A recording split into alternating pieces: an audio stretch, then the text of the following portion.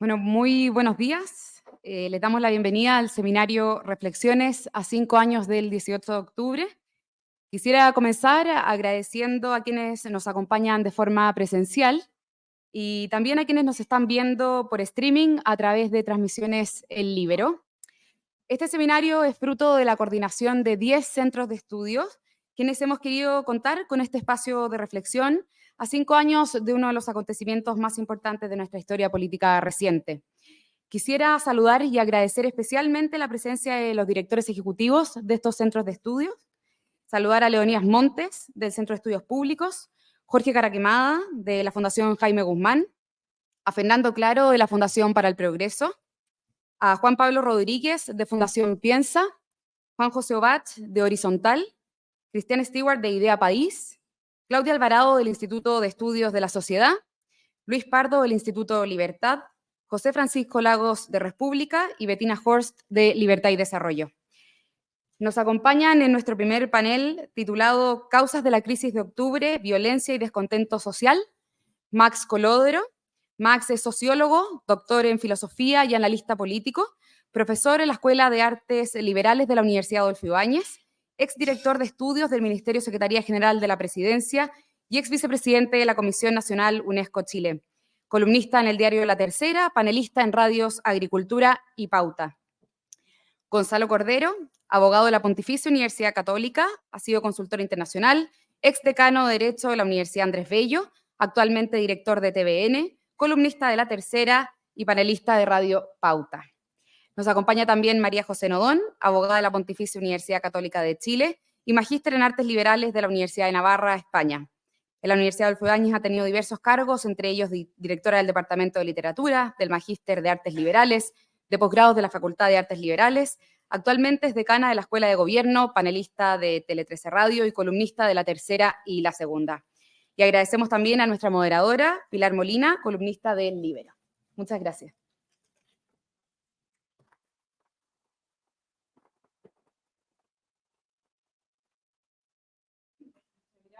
Hoy día es un día discutible. Algunos van a conmemorar, otros están de duelo, otros están festejando y otros se están preparando para el disturbio. ¿Cuál es la mirada que comparten ustedes o que no comparten sobre el día de hoy? ¿Violencia, sobre todo, o demandas sociales insatisfechas? ¿Por dónde empezamos? Gonzalo. Decidimos partir por la derecha, por lo que veo. Lo primero que a mí me pasa es que pienso que hay una suerte de confusión y mezcla cuando se habla del 18 de octubre y todo el fenómeno que vino a partir de ese día. Yo creo que ocurrieron dos cosas que son claramente distintas. Son distintas en sus causas y son distintas en su entidad, en su naturaleza. Primero, hubo lo que yo diría una expresión masiva de malestar, que ocurrió el 25 de octubre en una marcha de cientos de miles de personas que pacíficamente expresaron descontento con muchas cosas.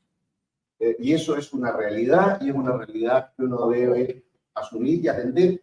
Y yo tengo, y ya lo diré, una hipótesis de qué es lo que explica ese malestar que se expresó pacíficamente. Pero eso fue posterior al estallido. Eso fue el 25 de octubre. Claro.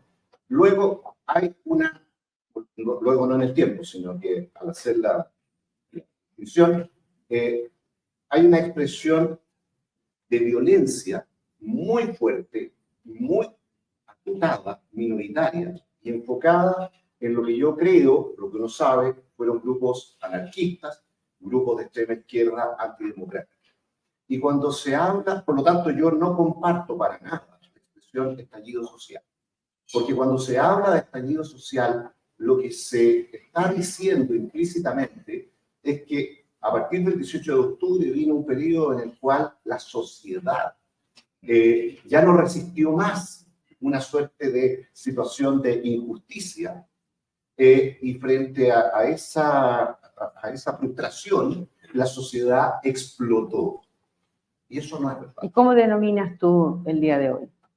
Para mí, aquello que colectivamente llamamos estallido social, es decir, está más bien asociado a la violencia, es una sonada pura y simple en el cual grupos bastante organizados y con una voluntad antidemocrática evidente quisieron llevar el país a la ingobernabilidad y por esa vía hacer caer el gobierno legítimamente constituido del presidente Piñera. Estallido social no hubo ninguno. María José, ¿tú rescatas la parte de violencia o la parte de demandas sociales insatisfechas? Mira, yo te diría que me parece que la opción dicotómica es incorrecta. O sea, no tienes por qué elegir una o elegir otra. Yo creo que ese es el problema. Entonces, en ese contexto, yo estoy de acuerdo, ¿verdad?, con Gonzalo, que hay que observar los dos fenómenos. Entonces, yo quiero proponerles una cosa un poco distinta, porque podría repetir, ¿verdad?, y coincidir con lo que dice Gonzalo, pero yo creo que observar el estallido social es imposible entenderlo si no entendemos que esto es un proceso de lo que el 19 de octubre, si queremos decir 18 de octubre, es la parte más visible. Y yo creo que si no hacemos ese ejercicio, es bien difícil poder proyectarlo hacia el futuro. Entonces, yo tendría 3 consideraciones para observar. Una, que son consideraciones más bien de tipo sociológico-culturales, unas que tienen que ver con condiciones materiales y otras que tienen que ver con condiciones políticas de ese momento o de los momentos anteriores. Entonces, aunque esto parezca bien obvio, las condiciones culturales y las condiciones sociológicas de ese momento son muy particulares porque tienen que ver con una concepción mucho más amplia del cambio. Nosotros hoy día vivimos en una sociedad que es una sociedad volátil, es una sociedad incierta, es una sociedad ambigua. Y eso es muy distinto a la sociedad de las certezas que había 30 años atrás o 30 años atrás. Eso también influye. También influye, por ejemplo, yo tengo aquí varias cosas, la ruptura del tejido social, el proceso de individuación propio de la modernidad. Influye la crisis de autoridad feroz que existe hoy día y que en ese momento era también central. También la crisis de confianza son factores que están influyendo fuertemente ahí. Entonces, yo miraría eso primero, es decir, este estallido se produce en un contexto de cambio epocal, cultural, del que Chile no es una isla y no está indemne. Lo segundo, y esto no voy a dedicar tanto a esto porque yo sé que Max lo va a explicar, pero es importante, son las condiciones económicas. Este país había crecido muchísimo, hay un retroceso en ese crecimiento, pero las personas, la ciudadanía, ¿verdad?, ya vivía en otro circuito, digamos, de crecimiento. Tenía otras expectativas, tenía otras necesidades, sabía lo que había ganado y tenía mucho miedo de perderlo. Y por lo tanto, esas consideraciones son imposibles no pensarlas. Y por último, las consideraciones políticas. Las consideraciones políticas veníamos hacia atrás de una serie de manifestaciones distintas, yo creo que de muy distinta naturaleza, pero que ahí estaban. Manifestaciones Hidroaicén, los estudiantes, el pueblo mapuche. Entonces, tampoco esto es que aparezca, ¿no es cierto?, de un día para otro. Yo creo que eso es importante. Entonces, cuando uno mira todas estas coordenadas que han ido cambiando, lo que yo creo es que efectivamente el momento, o sea, el estallido social, fue, y esto me parece muy grave, una puesta en cuestión de la estructura democrática y del sistema económico. Eso yo creo. ¿Qué es lo que pasaba aquí? Que estas válidas, que es lo que dice Gonzalo, requerimientos sociales, que podríamos decir de política pública, ¿ya?, pero que también tienen que ver con un nuevo ciudadano, ¿verdad?, con unas nuevas circunstancias, estas, muy válidas me parece a mí, se politizaron y se transformaron en una demanda por cambios estructurales. Entonces, yo creo que este es el punto donde uno debe hacer el matiz. Y eso además estuvo acompañado por una validación de la violencia que me parece que bajo ningún respecto no solamente es tolerable, sino que no es suficiente decir hoy día, mira, ¿sabe qué? Ahora estamos todos de acuerdo porque los efectos de poner en jaque las reglas del juego, de romper la estructura del Estado, de poner en jaque la fuerza, el ejercicio de la fuerza, es muy grave. Entonces, vuelvo al inicio. Yo no me la juego ni por una ni por otra. No me parece que sea dicotómico, pero sí creo que acercarse a un problema complejo como este, con aspiración de explicación simplista, es lo más grave que podemos hacer, porque como es un proceso, estamos en un momento, pero lo más importante, me parece a mí hoy día, es pensar cómo nos dirigimos hacia el futuro. Max, ¿por qué la violencia? ¿Por qué la expresión de la violencia? Porque el descontento estaba, es obvio. Pero hoy día no hay ni una condición que esté mejor en términos económicos o político o social, de indicadores de desarrollo, de inversión, de lo que tú quieras. No hay ni una condición que esté mejor que lo que estábamos ese año. ¿Por qué la expresión de la violencia? ¿Qué es lo que hizo distinto? Lo que hizo distinto es que gobernaba la derecha. Es así de simple, es lineal. O sea, aquí hay la confluencia, a mi juicio, de dos grandes ciclos. Hay un ciclo de deterioro, como bien lo explicaba María José, en el cual el país fue creciendo cada vez menos, hasta que llegamos al segundo gobierno de Michelle Bachelet, que, entre otras cosas, a partir de una reforma tributaria desastrosa del 2013, terminó de desplomarse el crecimiento económico. En los 4 años del segundo gobierno de Michelle Bachelet tuvimos una caída muy fuerte de la inversión y un crecimiento de apenas un 1.8% promedio. Y en ese contexto lo que ocurre es que hay un deterioro muy fuerte de la capacidad de consumo de las clases medias. Si tú miras cómo a partir del 2013, 2014 va aumentando el endeudamiento, el sobreendeudamiento, hasta llegar a la circunstancia de que el 2019 tenemos a más de 6 millones de personas morosas en el sistema financiero, gente que ya no puede seguir pagando deudas. Bueno, ese a mi juicio, el estrés financiero de la clase media, de los sectores más precarios de la clase media, es un factor, probablemente el factor estructural más importante, a mi juicio, que explica la bronca, la rabia, la frustración que se expresa en ese momento. ¿Pero ellos fueron parte de la violencia? No lo sé, yo creo que no. Yo creo que los que fueron parte de la violencia fueron, por sobre todo, grupos organizados. Se habla de que esto ya estaba organizado desde antes porque si no, no se habría dado el nivel de coordinación. Hoy día, por un WhatsApp, por un grupo en WhatsApp, coordinas a 100 personas en 20 minutos. Todos los grupos, las barras de fútbol están organizadas, el crimen organizado está organizado también coordinado a través de las juventudes políticas, de las federaciones estudiantiles, todas tienen WhatsApp, grupos en WhatsApp y se coordinan sin ningún problema. Es algo relativamente fácil y rápido. Yo sinceramente creo que aquí el otro factor, te decía, hay un deterioro económico y el otro factor a mi juicio es el ciclo político que se inicia con la alternancia en el poder y con un sector de la sociedad chilena que simplemente no se resigna a esa alternancia. No se resigna a mirar a los partidarios, a los sectores que fueron partidarios del régimen militar, como sectores que tienen una legitimidad democrática como para ganar elecciones y gobernar. Y por lo tanto, cada vez que esto ocurre, de alguna manera lo que se instala por parte de estos sectores que no aceptan esta realidad de la alternancia en el poder es un cuestionamiento al sistema y a las reglas del juego que son, de alguna manera, herederas de lo que fue la obra del régimen militar. Una institucionalidad, una constitución, un modelo económico. Y lo que hemos vivido en Chile, el ciclo de polarización que se ha vivido a partir del 2010, tiene a mi juicio directamente relación con eso. O sea, aquí hay un sector que cada vez que pierde las elecciones, se acuerda de que esta institucionalidad y este modelo fueron impuestos por Pinochet. A pesar de todos los cambios y de todas las evoluciones que ha habido durante más de 30 años, el fantasma de Pinochet y el fantasma de la dictadura es algo que ellos necesitan imperiosamente hacer revivir, renacer, reinstalar cada vez que pierden el gobierno. Y cuando llegan al gobierno pasa lo que hemos visto ahora, que no tiene nada de raro. Una moderación, un giro, una cuestión que ya es no solo poco ética, sino que antiestética, finalmente. Pero que para ellos no tiene ningún problema.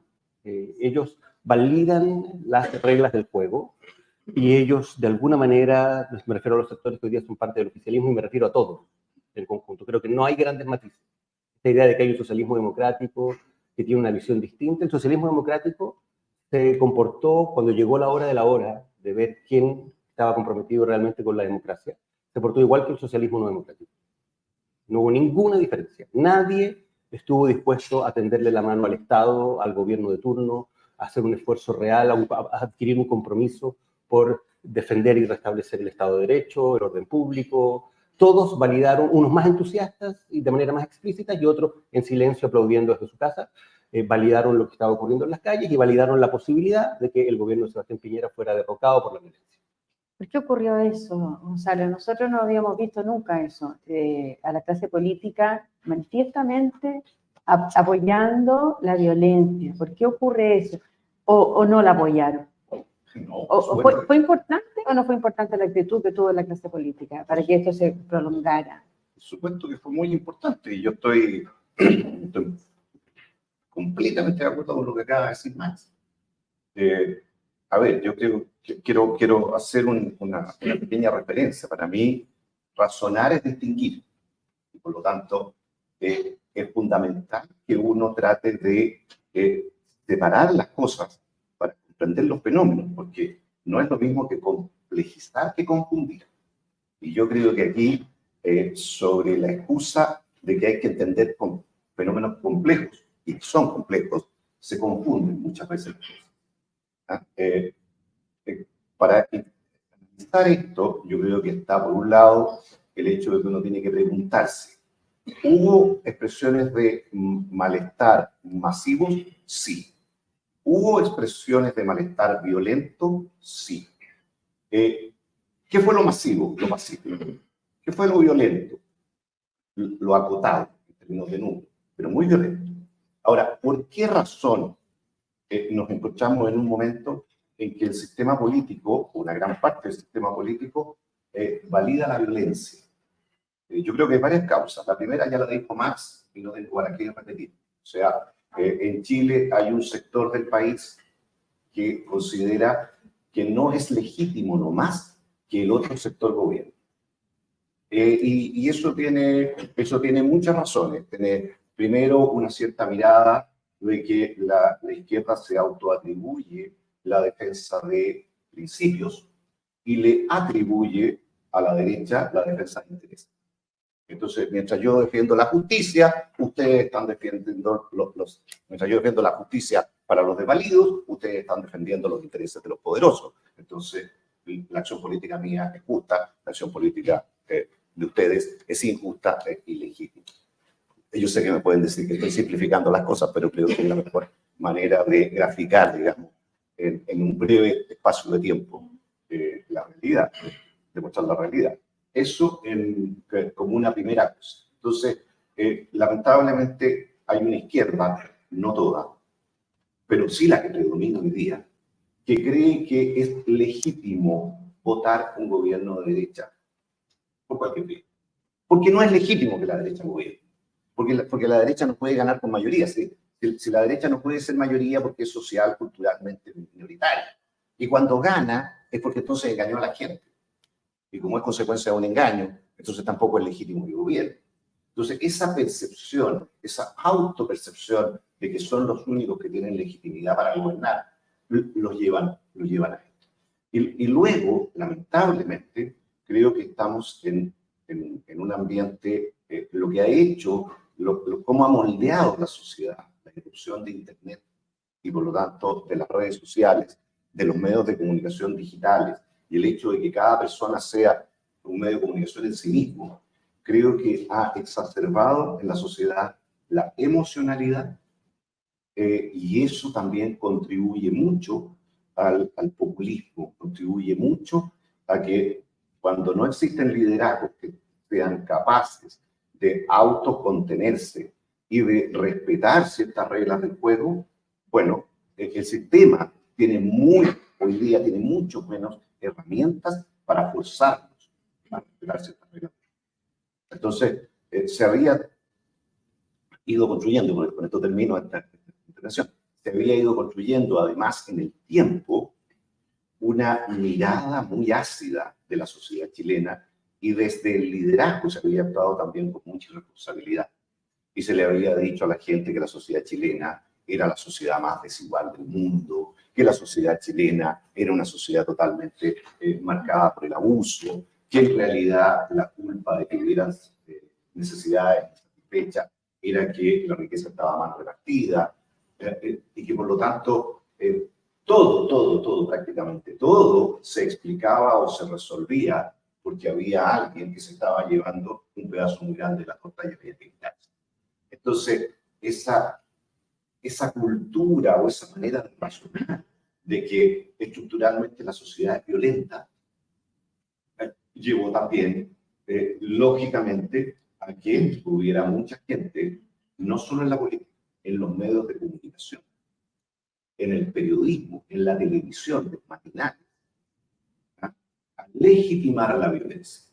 Porque aquí se ha llegado incluso a sostener que ciertos discursos, alguien podría decir que lo que yo estoy diciendo es una forma de violencia. Y como lo que yo estoy diciendo es una forma de violencia, alguien tendría derecho a tomar un palo en la cabeza. Porque se estaría defendiendo.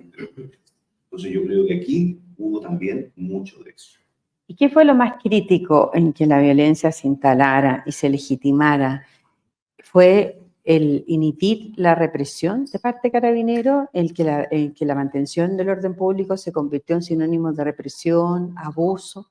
¿Qué fue lo más crítico? No, mira, yo déjame volver un poquito atrás, porque yo voy a poner como 3 ideas y después voy a ir directamente a eso. Yo creo que causa fundamental de la violencia, uno, es el concepto de violencia estructural, efectivamente. Es decir, no toda desigualdad es violencia, eso es evidente.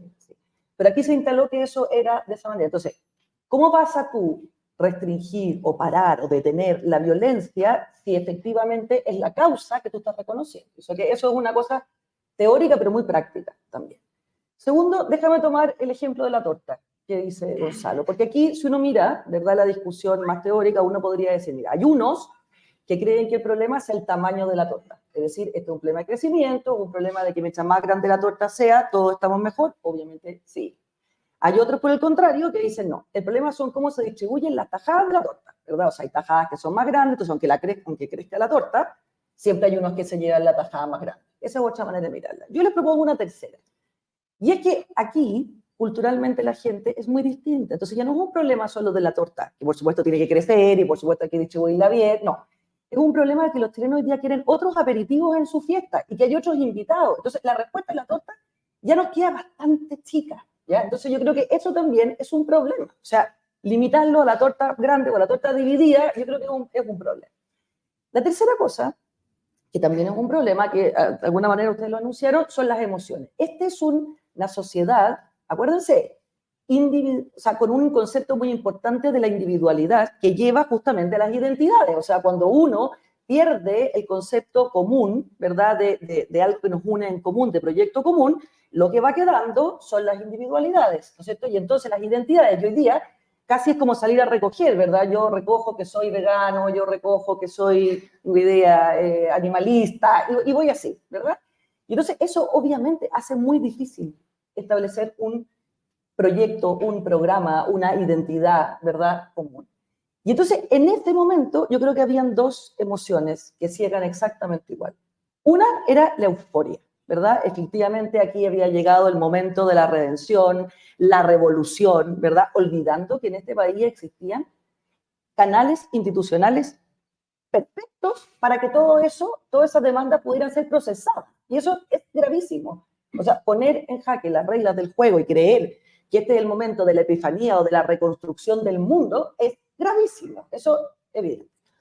Pero la segunda, que tampoco nos podemos olvidar, es el temor. Y el temor es igualmente cegador que la euforia.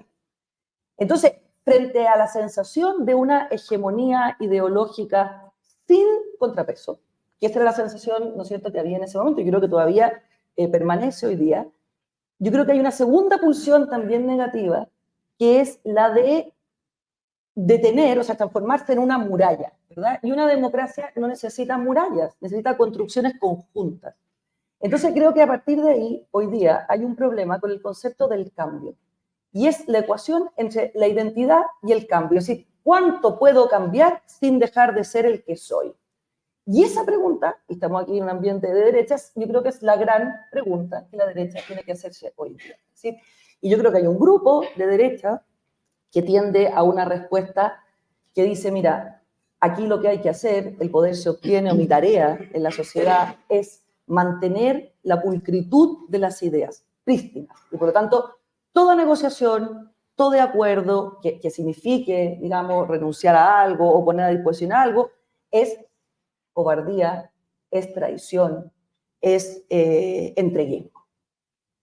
Hay otro sector, también en la derecha, ¿verdad?, que manteniendo una clarísima identidad, entiende que lo mejor de un proyecto democrático es tener claras las ideas, tener una identidad, pero entender que la construcción social es conjunta.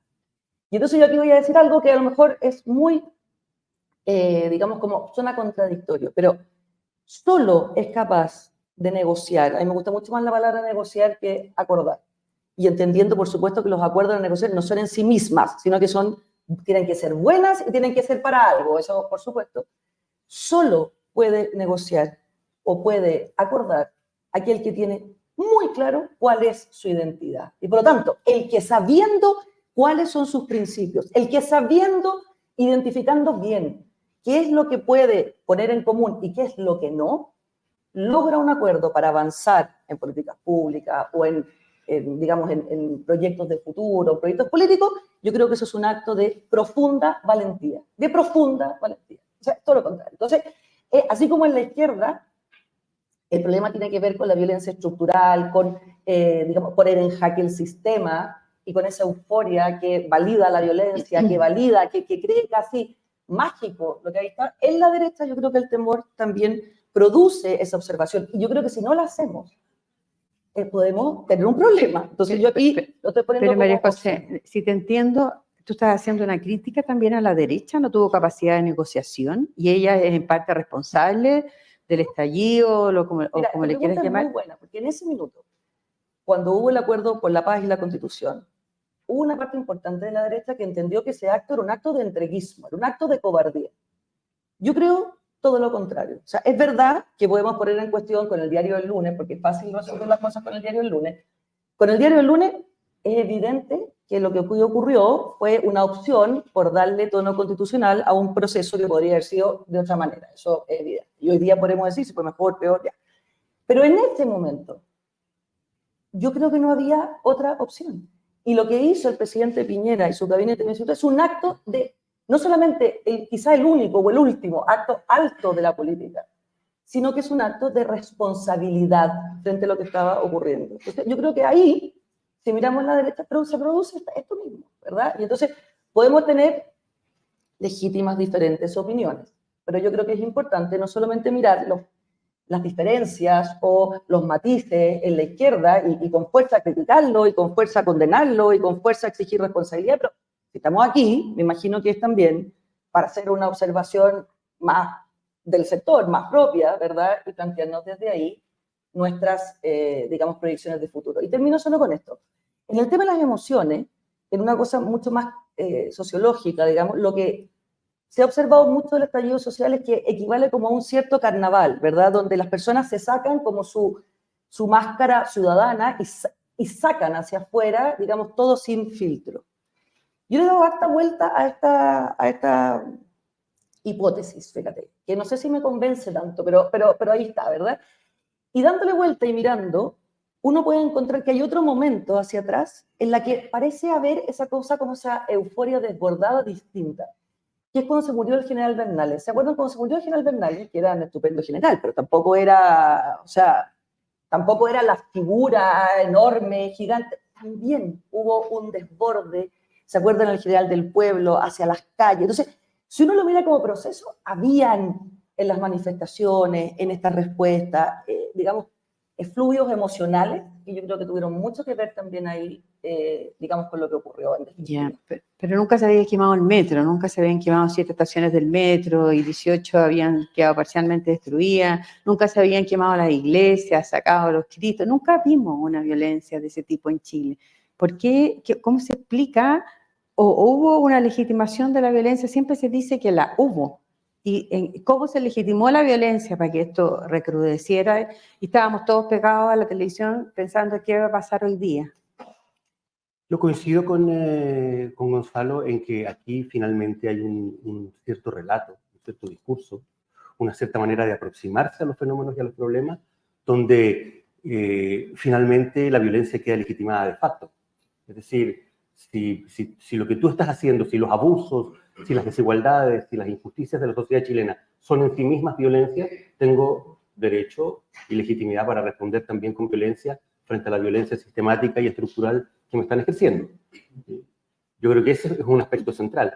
Otro aspecto, a mi juicio, es el hecho de que aquí hay una cuestión muy importante desde el punto de vista cultural, que tiene que ver con algo que se empezó a instalar en el primer gobierno de Michelle Bachelet, que es la idea de que la sociedad chilena y las personas en general tienen solo derechos y no obligaciones.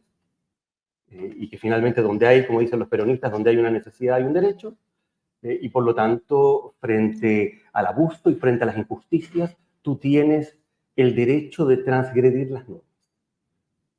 El Transantiago fue una pésima política pública que se implementó mal, que hizo que la vida de los santiaguinos se deteriorara enormemente. Entonces, ¿qué le dice el gobierno de Bachelet a los santiaguinos? Usted tiene derecho a no pagar, a andar gratis en el transporte público. Hasta el día de hoy tenemos 40% de evasión.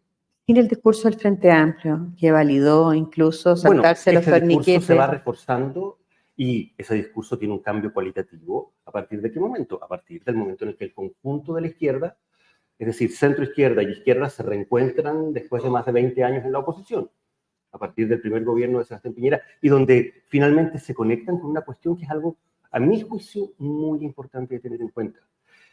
El fantasma que persigue a la izquierda y a la centroizquierda chilena es el no haber podido derrocar a Pinochet.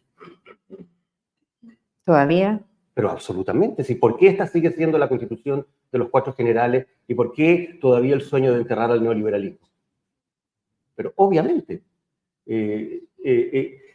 o sea, la actitud esquizofrénica de una coalición que lleva 20 años en el gobierno y que tiene como resultado los mejores indicadores de la historia del país, mírese por donde se mire, y el renegar y el sentirse avergonzado de eso solo tiene sentido y solo se explica porque esa transición y esos logros económicos y sociales se hicieron en el marco de una institucionalidad que ellos no valoraban y no consideraban legítima y de un modelo económico que ellos no valoraban y no consideraban legítimo. Y por lo tanto, ni siquiera sus logros de 20 años son legítimos. Son también parte de una herencia de la cual ellos finalmente, cuando vuelven a la oposición en el año 2010, tienen también que renegar. Y es algo que los jóvenes del Frente Amplio, los jóvenes del movimiento estudiantil, a partir del 2011, tuvieron muy claro y le impugnaron muy directamente a esa generación. Ustedes administraron la herencia de la dictadura. Ustedes no hicieron los cambios que prometieron que había que hacer. Entonces, mientras eso no esté claro, que ahí hay un problema de fondo que tiene que ver con la izquierda, ese es un trauma que la izquierda no ha resuelto, pero también tiene que ver con quienes están al frente, porque la derecha tampoco es capaz de darse cuenta de lo que esto implica. O sea, la derecha nunca ha entendido que hay un sector muy grande de la sociedad chilena que, como bien decía Gonzalo, no le reconoce legitimidad para gobernar, aunque gane elecciones en democracia con mayoría absoluta, y que ese es un problema del país, del sistema político y de la cultura nacional en su conjunto, y no solo un problema de la izquierda, es un problema que o nos sentamos a ver cómo se aborda culturalmente, o finalmente vamos a estar repitiendo una y otra vez. La derecha no puede gobernar, pues, porque si el país se va a ir, en el primer gobierno de Piñera tuvimos problemas graves, ¿no es cierto?, con las movilizaciones en las calles de los estudiantes. Tuvimos un cuasi estallido de 1 año y medio, que fue un movimiento estudiantil que generó gravísimas consecuencias en el sistema escolar y en el sistema universitario, donde durante meses escuelas y facultades universitarias estuvieron tomadas, donde se vandalizó la infraestructura escolar, se perdieron clases durante meses, y esto durante semanas y semanas y semanas. Los jueves de la tarde Santiago era literalmente vandalizado. Entonces... y no había que criminalizar la protesta. O sea, se instaló para siempre esa frase de que los colegios tomados, según la Carolina Toá, estaban bien tomados. Porque había una asamblea que lo había decidido. Claro, y Salaquet no podía ordenar. Una asamblea puede decidir violar la ley, tomarse el colegio, destruir la infraestructura pública. Bueno, pero es un poco lo que se instaló a partir de esta idea de que la sociedad solo tiene derechos y no tiene responsabilidades. Esta idea de que la sociedad solo tiene derechos es, paradójicamente, que es un discurso que proviene de la izquierda, es lo más profundamente individualista que hay. Es no reconocer ningún espacio público, colectivo, comunitario, es no reconocer al otro como un sujeto de derechos, y en la medida en que no reconozco al otro como un sujeto de derechos, yo no tengo ninguna obligación frente al otro. O sea, el cómo no vamos a querer quemarlo todo es una frase que de alguna manera simboliza muy bien el que aparentemente hemos construido una sociedad donde, en la medida en que no hemos logrado sacudirnos finalmente de la herencia del régimen militar, nada de lo que se construya, y ningún logro, ningún indicador positivo, ninguna disminución de la pobreza, ningún crecimiento económico tiene ningún valor. ¿Y cuánto de crisis moral hay detrás de esto? Porque a propósito del cómo no quemarlo todo, que es la frase de la diputada Pérez, pero la senadora Campillay llamó a quemarlo todo y salió electa con la primera mayoría nacional de Chile. Entonces uno dice, bueno, aquí algo nos están dando, porque alguien que llama a quemarlo todo sacó, si mal no recuerdo, fueron como 600.000 votos, fue una locura.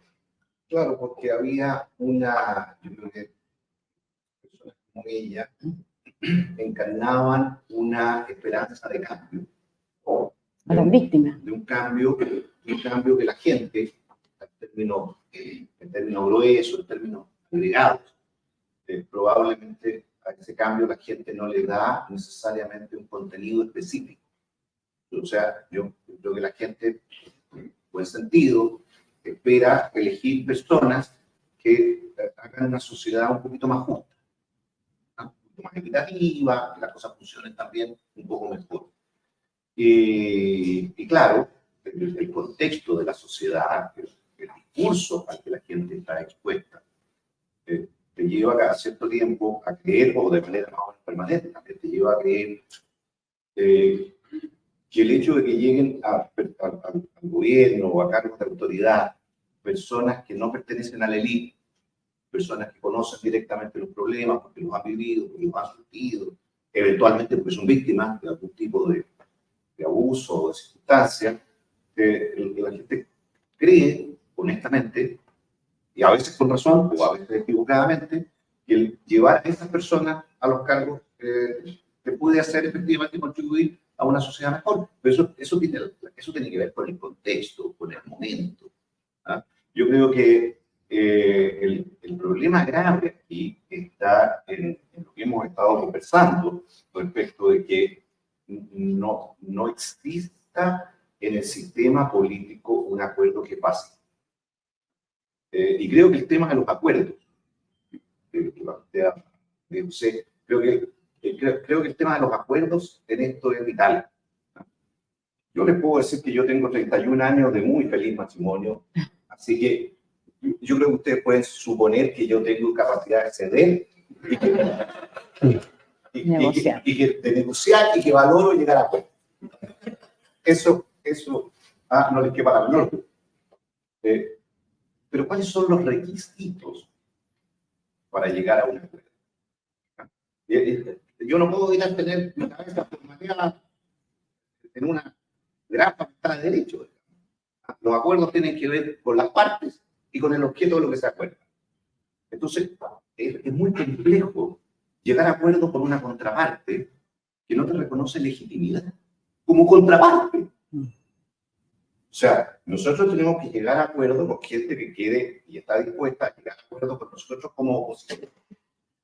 Pero no está dispuesta a llegar a acuerdos con nosotros como gobierno, porque nosotros tenemos derecho a participar solo como oposición. Entonces, ese es el primer marco que define las posibilidades de acuerdo en nuestra sociedad. Yo creo que ese es un dato que uno no puede ignorar. Y en segundo lugar está sobre qué puedo llegar. ¿Cuáles son las materias respecto de las cuales yo puedo transigir en aras de una mejor convivencia, en aras de una sociedad que sea viable y posible? Y claro, yo aprendí, el profesor que más me formó en mi vida, el Jaime Guzmán, que decía, los principios muy pocos, pero incansables. Entonces, si uno convierte todo en una cuestión de principios, y por lo tanto uno no está dispuesto a ceder nada, evidentemente la vida en sociedad se vuelve imposible. 6 meses de matrimonio con suerte. Evidentemente las cosas que uno tiene que defender como insensables tienen que ser muy claras. Y en todo lo demás uno tiene que estar disponible a llegar a acuerdos. El problema es, y en esto hay que distinguir también, creo, una cosa que es muy importante. Eso significa que yo, en materia de políticas públicas, estoy disponible para llegar a muchos acuerdos. Pero en materia propiamente política yo defino un marco valórico, un marco conceptual, que tiene algunos pocos puntos de referencia. Y esos puntos de referencia para mí son insensables. Y todas las alternativas de políticas públicas que se den dentro de esos pocos marcos de referencia, yo estoy completamente abierto y flexible a negociar. Entonces, el tema, me parece que el acuerdo del 15 de noviembre es un buen ejemplo a analizar. Porque yo estoy en una posición intermedia a la que describía María José. Yo creo que el acuerdo del 15 de noviembre en sí, como acuerdo, y no estoy haciendo todavía un juicio de las partes. Como acuerdo, yo nunca le he reconocido legitimidad.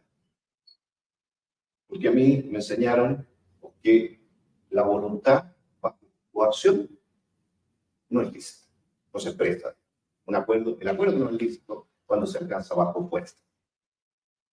Y a mí me parece que nadie puede negar, con un mínimo de razonabilidad y de apego a la realidad, los hechos, de que el gobierno de la época, el presidente Piñera, tuvo que llegar a ese acuerdo porque si no le quemaban el país, porque si no el gobierno era inviable. Entonces, pero una cosa es que yo crea, y en esto con el tiempo yo he ido tratando de evolucionar y de afinar un poquito mi diagnóstico y mi opinión. Una cosa es que yo crea que el acuerdo en sí, a ese acuerdo en sí, yo no lo reconozco en legitimidad. Y otra cosa es que de eso yo derive un juicio negativo respecto del presidente Piñera. Porque yo creo que el presidente actuó bajo coacción, actuó bajo fuerza, no tenía objetivamente el poder suficiente, no tenía la capacidad de imponer el poder del derecho, no tenía la capacidad de imponer el poder de las instituciones legítimas. Y no le quedó otra alternativa, creo, efectivamente, que llegar a un acuerdo, entregar la Constitución para tratar de estampar mínimamente un cierto orden institucional. Pero, ¿ese es un acuerdo virtuoso? No, yo creo que no lo fue. Porque no se llegó a él en condiciones limpias, en condiciones transparentes. No se llegó a él entre partes que estaban en igualdad de condiciones. Y por eso yo me alegro mucho que esto haya terminado con el plebiscito del 4 de septiembre, que es el producto de esta imposición fue rechazado. Ahora, eso significa que yo creo que todo hay que defenderlo de manera... No, por supuesto que no. Por supuesto que no. La política es eso. La política es la capacidad de transigir y de poder llegar a acuerdos que hagan la vida en sociedad viable sobre una base. Porque hay un acuerdo que es fundamental, que es básico. Si no existe ese acuerdo, todo lo demás se vuelve completamente, no voy a decir imposible, pero de una fragilidad tremenda. Hay un consenso, es el de las reglas del juego. Si no hay un consenso sobre las reglas del juego, vale decir que aquí a quien gobierna lo vamos a elegir de esta manera. Y si usted, señor, gana las elecciones, o señora, gana las elecciones siguiendo estas reglas, entonces usted puede gobernar y va a poder gobernar bajo estas reglas también. Y mientras usted respete estas reglas, yo tengo que aceptar que eso se cumpla. Y en Chile se habla mucho del valor de los consensos, que tenemos que llegar, que la sociedad necesita consenso, que la sociedad necesita acuerdos. Pero este consenso básico, primario, de que todos dentro de este espectro, digamos, de opciones, tenemos legitimidad para gobernar, no existe. Ese consenso no existe. Ahí los acuerdos no son tan valiosos, ahí los acuerdos no tienen ese atributo, ¿ah?, que se le reconoce tanto. Y yo creo que este acuerdo básico, mientras no haya ese acuerdo, mientras no haya el acuerdo de que si mañana la centro-derecha gana las elecciones, si mañana Evelyn Matei es presidente de Chile, va a tener derecho a gobernar. Va a tener derecho a tener una agenda, a tratar de implementar su programa, va a tener derecho a ejercer el poder, y la oposición no va a tener derecho a hacerle violencia en las calles, no va a tener derecho a tratar de impedir por todos los medios que gobierne. Si no existe este acuerdo, bueno, son bien frágiles y difíciles los acuerdos que se pueden construir en cuestiones más de política. ¿Tú crees que...? Voy a hacer mi descargo aquí. Mi descargo es que, a ver, yo también estoy casada hace 25 años, o sea, también sé muy bien. Pero, ojo, tengo 7 hijos, por lo tanto sé muy bien lo que son los límites, muy bien. Y sé muy bien cuáles son las 3 o 4 cosas que mis hijos tienen que cumplir a todo evento y cuáles no. O sea, partimos desde el mismo lugar. Dicho lo anterior, a ver, lo que Gonzalo está diciendo es verdad, ¿verdad? Y eso es lo que yo decía del diario del lunes. O sea, este acuerdo era en unas condiciones profundamente negativas, por supuesto que sí, pero eso es un ejemplo de pragmatismo y la política también es pragmatismo, ¿verdad? Entonces creo que eso es vital. Segunda cosa, es verdad, y yo he dicho aquí, estoy completamente de acuerdo con lo que está planteando Max, lo que ha planteado Gonzalo, que hay ciertas condiciones de base que están de alguna manera corruptas, ¿verdad? Aquí, que tiene que ver con las reglas del juego, tiene que ver con la legitimidad de los actores, y eso yo lo he dicho en forma permanente. Pero yo también creo que no solamente, o sea, es en la elección y en la viabilidad o el reconocimiento de las elecciones donde se juega la democracia. También se juega en el respeto a otras instituciones. Y entonces, por ejemplo, si hablamos de las acusaciones constitucionales, ahí también hay una perversión de un sistema democrático. Entonces, quedarse simplemente en eso creo que está bien y podemos estar todos de acuerdo. Pero acá tenemos que pensar qué cosas podemos hacer bien y cómo podemos avanzar. Porque la verdad es que si nos quedamos reconociendo simplemente las condiciones como están y eso valida nuestra acción como jugadores, entonces más vale que nos retiremos. Yo me retiro, ¿verdad? Retirémonos todos, porque si cuando le toque al gobierno del frente, porque no están las condiciones, no lo va a hacer y al otro así, entonces permanentemente vamos a estar, si es tuya una y dos más, entonces así yo creo que no vamos a poder construir el país que queremos. Entonces, dicho eso, vuelvo a los acuerdos y vuelvo a decir, yo dije buenos acuerdos y dije necesarios acuerdos. No dije, digamos, acordar porque sí, ¿verdad? Pero Entonces, ¿ha hecho un aprendizaje a la izquierda, crees tú, en este periodo, desde la variación de la violencia no, yo creo, mira, a llegar al poder y darse cuenta que yo las creo que cosas... la izquierda tiene su propia reflexión y yo te puedo asegurar que el 30% del presidente Boric está completamente de acuerdo con que hay que cambiar estructuralmente el sistema y que está completamente de acuerdo con que, Está en la digamos, aquí misma. es la misma. Y ese programa de gobierno, que era el programa de del primer proceso constituyente, sigue vigente y ese 30% al menos, incluso más, sigue apostando por eso y va a buscar cualquier minuto para sacarlo. O sea, eso yo no tengo ninguna sola duda, o sea, ni una duda. Pero yo quiero que hagamos un ejercicio mirando esto, la necesidad de los acuerdos o no. Nosotros tuvimos dos procesos constituyentes. Uno, el del 4 de septiembre, que yo creo que fue crítico en la vida de Chile, nos salvamos del abismo, o sea, esto es clarísimo, clarísimo. Pero hubo otro, segundo proceso constituyente, muy distinto. A mí me parece profundamente injusto compararlos, decir que son iguales, no. Pero ahí, creo yo, hubo una tensión entre llevar al máximo mis propias ideas, mantenerlas prístinas, mis propias ideas, sobreinterpretando las elecciones, que yo creo que también ese es un problema gravísimo a la hora de pensar, digamos, en política, y yo creo que ahí perdimos una oportunidad extraordinaria, extraordinaria, de hacer los cambios que hoy día se requerirían. Sistema político, nombramiento de los jueces, o sea, todas las cosas que estamos hoy día discutiendo, la habilitación de políticas públicas, pudo haber sido hecho ahí en un marco institucional, con cuidado, con borde, con una comisión experta, o sea, en el mejor escenario, y esa oportunidad se perdió, yo creo, justamente por esto, es decir, por no saber equilibrar bien la identidad y el cambio. Es decir, pero habría ¿quién soy influido y en quién ese no? 30% del que tú hablas, el duro, que está en la misma posición que estaba en 2018, el haber sacado una propuesta distinta? No, no te entiendo la pregunta, Pilar. ¿Cómo? Que tú dices que hay un 30% que sigue No, pero igual. eso hacia la izquierda. Eso Hacia la izquierda. Ya, yo lo que yo me pregunto es que haber llegado a acuerdo con una solución constitucional un poco más flexible, ¿habría cambiado en algo a ese 30% que sigue validando la violencia? Yo creo que no había cambiado en nada, pero sí habría cambiado las reglas del juego. Entonces, si hoy día tuviéramos un sistema político que permitiera una menor fragmentación, que permitiera un menor discolaje, que permitiera una articulación de la política, estaríamos mejor.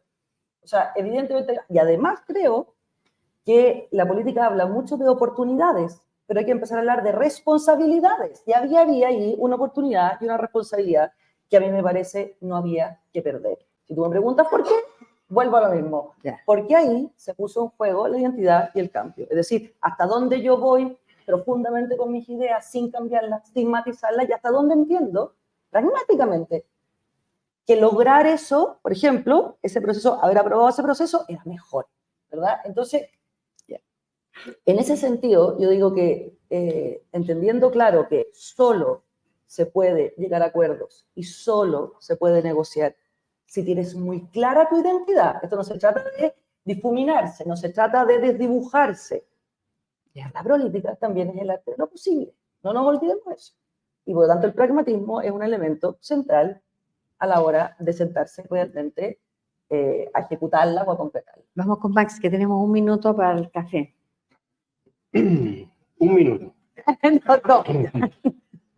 Mira, yo creo que ese 30% misterioso, 30, 32, que de alguna manera no reacciona a los estímulos. Eso es lo que le pasa finalmente. Es una Inelástico. cosa impresionante. Mm. No importa lo que se deteriore el orden público, la inseguridad ciudadana, no importa si el país crece o no crece, no importa si aumentan o no aumentan los campamentos y las tomas. Ese sector, yo creo que puede que estas cosas le importen, pero por lejos lo que más le importa es que no gobierne la derecha. Y por lo tanto, ese 30% lo que refleja es un sector que es absolutamente incondicional a ese deseo. Lo importante, no importa lo que pase en Chile, lo verdaderamente importante es que no gobierne la derecha.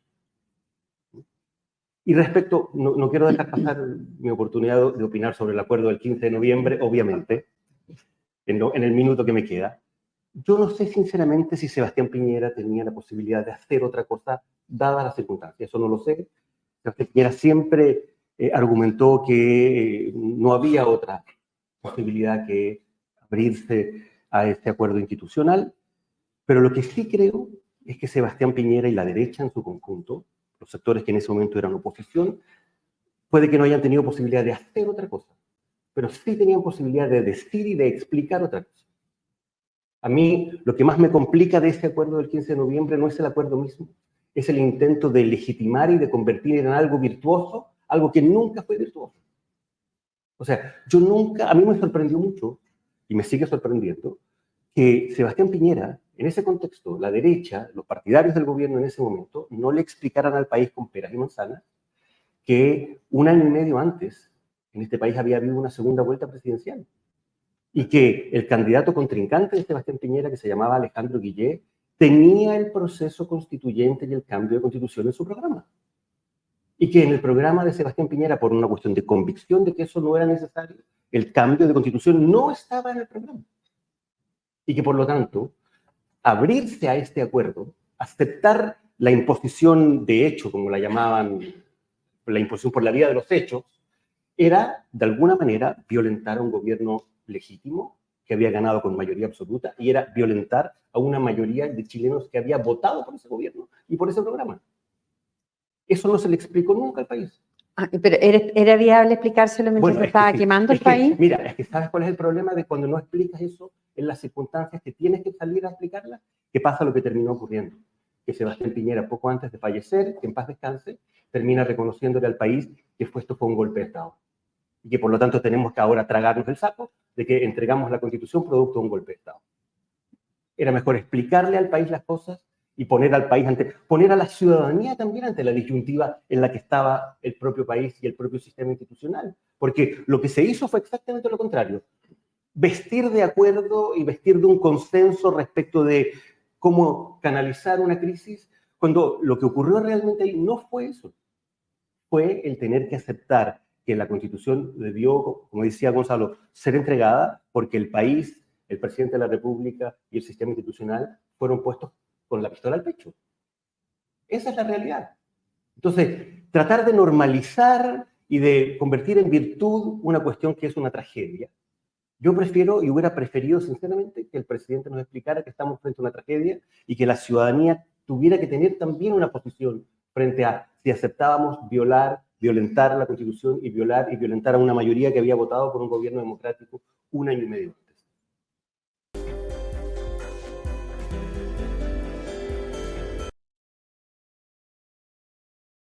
A comenzar con nuestro segundo panel. Comenzamos con nuestro segundo panel titulado Efectos post-crisis de octubre, alcance institucional y mirada de futuro. Para conversar sobre ello estaremos con Ricardo Escobar, abogado de la Universidad de Chile, máster en Derecho de la Universidad de California, Ha intervenido en las 3 últimas décadas en el diseño de políticas públicas y legislación en materias relativas a concesiones de obras públicas, doble tributación, mercado de capitales. Socio fundador de Bofil Escobar Silva, exdirector de Servicios de Impuestos Internos, profesor de Derecho Tributario y Política Económica. Sergio Muñoz Riveros, profesor, escritor y analista político, máster en literatura por la Universidad de Ámsterdam, columnista del diario Exante. Perteneció a las filas del Partido Comunista hasta 1987. Sus últimos libros son Cuidemos este país, La democracia necesita defensores, Estado de alerta y La democracia bajo asedio. Y Lucía Santa Cruz, máster en filosofía de la Universidad de Oxford, licenciada en artes de la Universidad de Londres y máster en historia de la Universidad de Londres. Miembro de número de la Academia de Ciencias Sociales, Políticas y Morales, es consejera de varias instituciones académicas y culturales, directora de empresas y profesora universitaria. Columnista de El Mercurio. Moderarás el panel Pilar Molina, columnista del Libero. Muchas gracias. Bueno, muchas gracias. Vamos a empezar la segunda parte, que ojalá sea un poco más positivo, con lecciones de futuro. Yo partiría para terminar con el pasado, el análisis del pasado. El octubrismo, Sergio, sigue vigente en esta sociedad hoy día y determinando lo que va a ocurrir también a futuro, en el futuro inmediato. Estoy hablando de próximas elecciones, o el octubrismo podríamos decir que es algo que ya superamos. Creo que sí. Causas y consecuencias no pueden disociarse, y las consecuencias del estallido antisocial, antidemocrático y golpista de hace 5 años han dejado a Chile dañado en muchos sentidos, malherido. A ver, hay daño material obvio, nos consta a todos. Hay daño espiritual, sin duda, cultural, político. Se han degradado las formas de convivencia de nuestro país. Y estamos viendo, ¿verdad?, la crisis de los poderes del Estado en estos mismos días, ¿verdad? Lo cual naturalmente genera incertidumbre, inquietud en la mayoría de la población. Tenemos problemas grandes que enfrentar hacia adelante, pero no podemos enfrentar el futuro, creo, sin hacernos cargo de lo que nos pasó. Yo no comparto aquella idea de que nunca sabremos lo que pasó realmente en 2019, ¿ya? Como que hay un enigma insondable, o que incluso más vale dar vuelta a la página, ¿ya? Como que es irrelevante conocer la verdad completa. Yo creo que nos haría muy mal eso. Sería autoengaño. Y en aquellos casos en que se intenta, en distintas coyunturas históricas, en distintos países, ignorar las verdades incómodas, aquellas verdades se las arreglan de alguna manera por reaparecer, por surgir de nuevamente. Hay que hacerse cargo de lo que nos pasó. Yo espero que en algún momento el Congreso Nacional se atreva a constituir una comisión investigadora sobre el 18 de octubre. Ha constituido comisiones por tantas cosas, sobre el origen del 18 de octubre, sobre la génesis. Y espero que eso ocurra. Se necesitará otro Congreso, probablemente, otro gobierno también, ¿verdad? Necesitamos saber toda la verdad que seamos capaces. Seguiremos discutiendo sobre la gravitación de determinados factores, ¿ya? Y no tanto de otros, pero dando por hecho todo aquello que se ha señalado también en el panel anterior, ¿verdad? Los factores sociales, culturales, todo aquello que demos por válidos, todos los malestares, ¿ya? Los motivos de descontento que había en 2019. Esto deriva en que el descontento se convierte automáticamente de un día para otro en frenesí destructivo. No parece, ¿verdad? No parece. Incluso cuando se habla, perdón, de que fue los ciudadanos, el pueblo en su conjunto el que reaccionó. No es cierto aquello. La gente que trabaja duramente para mantener a su familia, la gente que vive en La Granja, en Cerro Navia, en Pudahuel, en Maipú, qué sé yo, que tiene que cruzar la ciudad entera para ir a trabajar a veces a ciertos lugares. Estoy pensando en los obreros de la construcción, por ejemplo. Siguieron trabajando. Esa gente no salió a saquear, a quemar, a destruir todo lo que fuera posible. No. ¿Quiénes salieron? ¿Quiénes salieron? Creo que muchos delincuentes, sin duda, de eso ya casi no se discute, ¿verdad? Hasta los indultos presidenciales nos ayudaron a tener una idea aproximada de eso, ¿verdad? Muchos delincuentes, elementos del lumpen, las tribus anarquistas, ¿verdad? Minoritarias, pero que vivieron como su momento de gloria. Las barras bravas. Las barras bravas, pero en el sentido, no tiene que ver con el fútbol, sino con la conexión con el narcotráfico, ciertamente. Los restos de la izquierda armada, el lautarismo, el rodriguismo, el mirismo incluso, que parece fuera de época. El Partido Comunista se entusiasmó en 2019. Se entusiasmó con la posibilidad de que aquel plan de aplicar todas las formas de lucha contra el régimen de Pinochet, lo que se llamó la rebelión popular, o era el diseño de la rebelión popular, se pudiera por fin aplicar unos cuantos años después y contra un gobierno democrático. Claro, por eso fue tan importante en aquellos días intentar crear la imagen de que había surgido un nuevo dictador en Chile, presidente Piñera. Bueno, concluyo.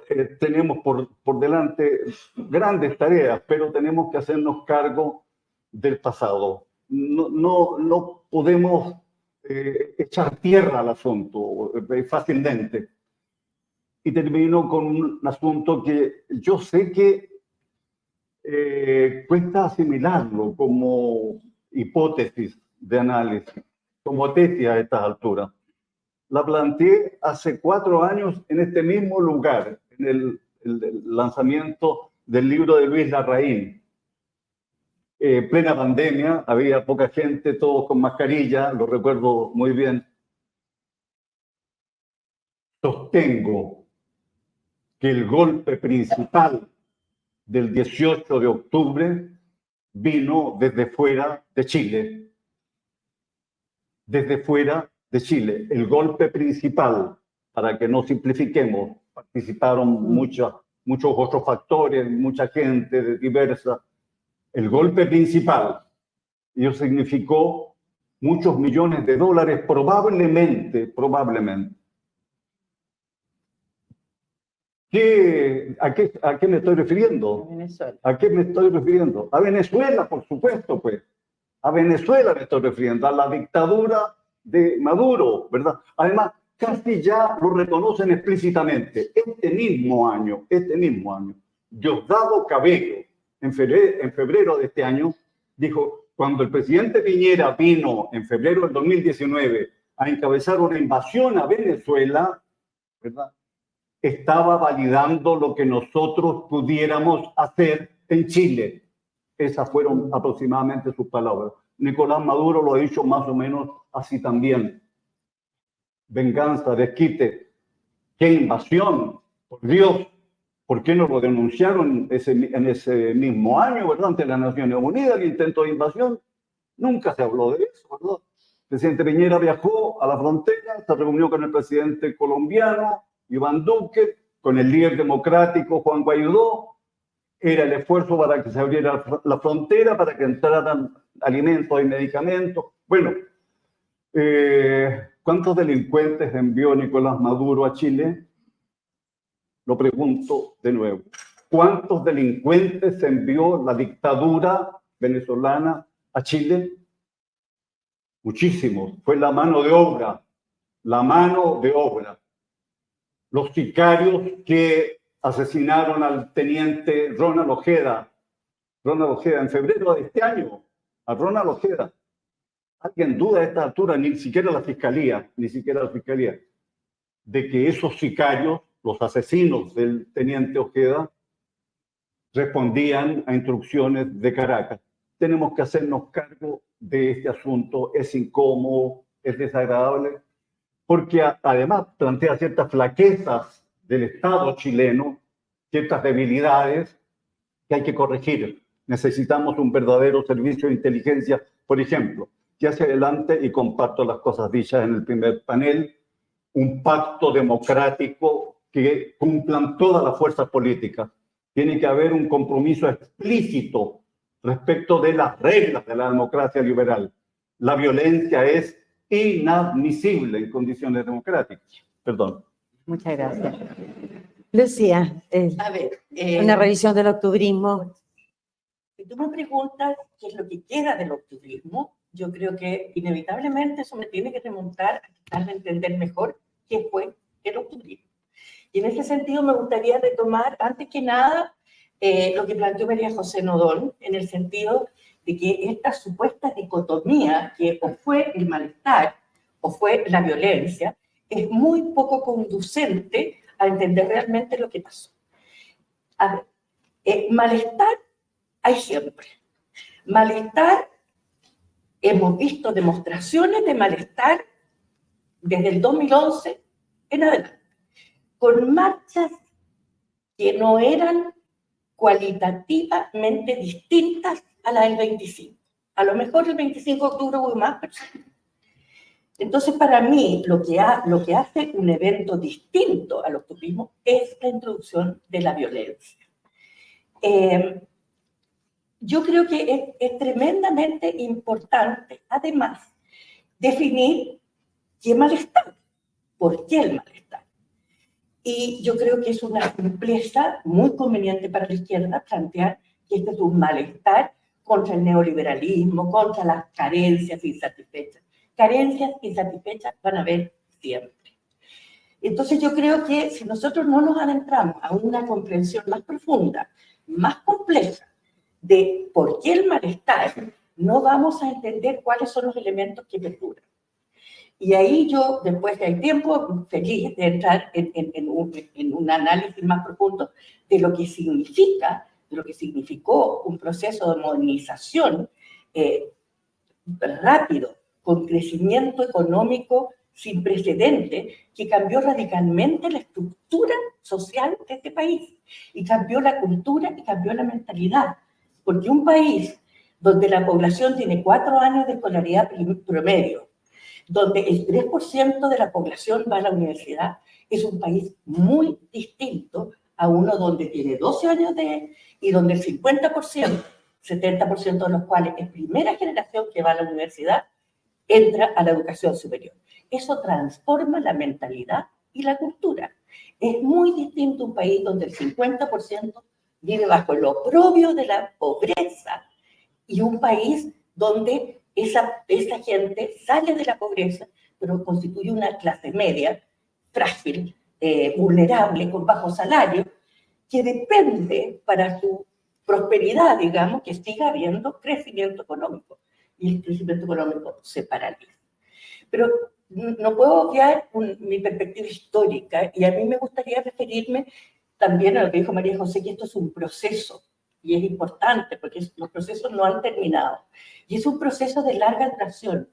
Yo creo que el problema clave es que vivimos en un país profundamente fragmentado. Y está fragmentado respecto a 3 temas que son vitales porque se refieren, como decía Gonzalo Cordero, a las reglas del juego.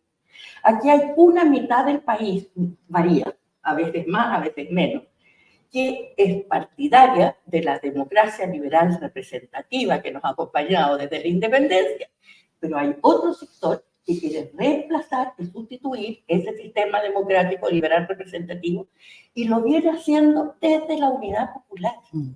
En la unidad popular es el primer signo. Ahora, el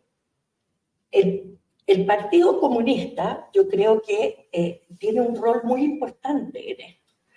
Si nosotros, el proceso tiene la unidad popular, después tiene la transición a la democracia, donde el Partido Comunista deliberadamente dice, aquí no se trata de recuperar la democracia burguesa liberal. Aquí no nos plegamos a una transición a no ser que haya un cambio de sistema que permita la instalación del comunismo socialista. ¿Y qué hace posible el avance de la transición a la democracia? Es que la izquierda, el socialismo democrático, abandona el marxismo-leninismo, abandona la vía violenta. Luego tenemos el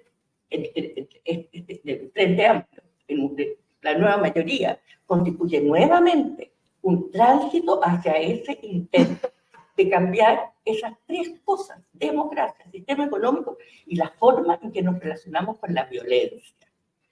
Y que es un elemento clave, porque de eso va a depender nuestro futuro, es que este mismo socialismo democrático, que al hacer su proceso de renovación renuncia a la violencia, hoy día mira a la violencia, anticipa, abandona a la transición, abandona su moderación y se acopla a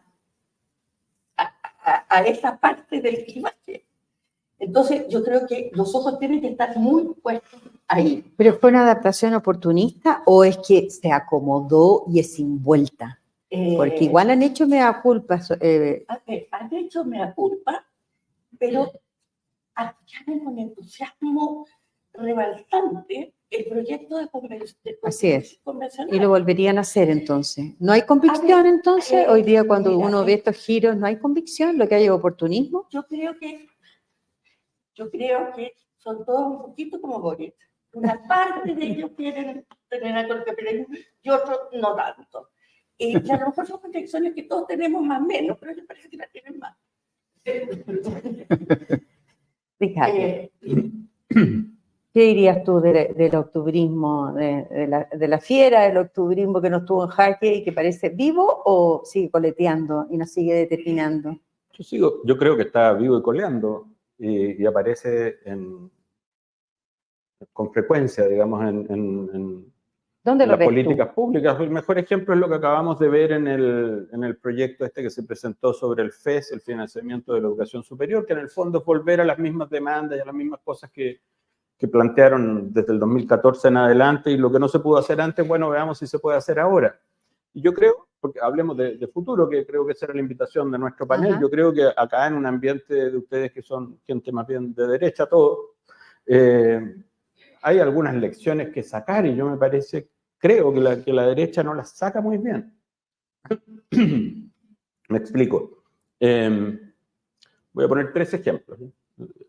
El primero es que todos hoy día dicen, y el 4 de septiembre, sí, fue una gran lección, etcétera, etcétera.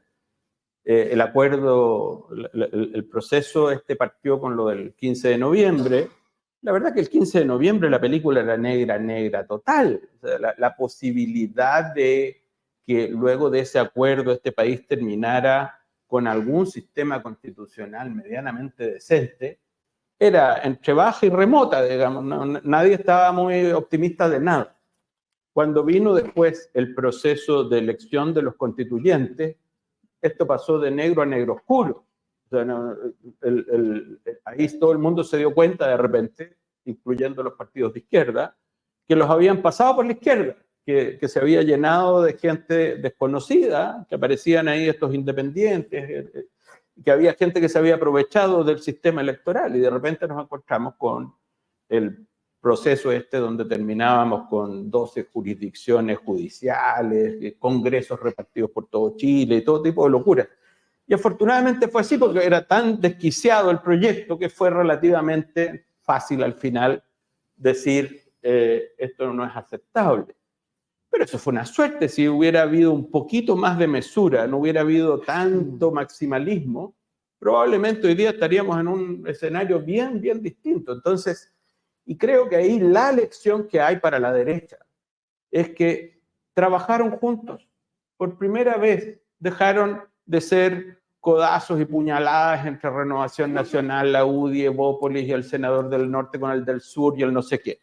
En ese periodo, por supuesto, siempre hay animales que se salen de la manada, pero en general las manadas se alinearon y pudieron organizarse y funcionar y darse la mano, aprovecharon la oportunidad bien, probablemente con quienes veníamos más bien del otro lado y que vimos también este desastre al frente y dijimos, esta cuestión hay que tratar de pararla.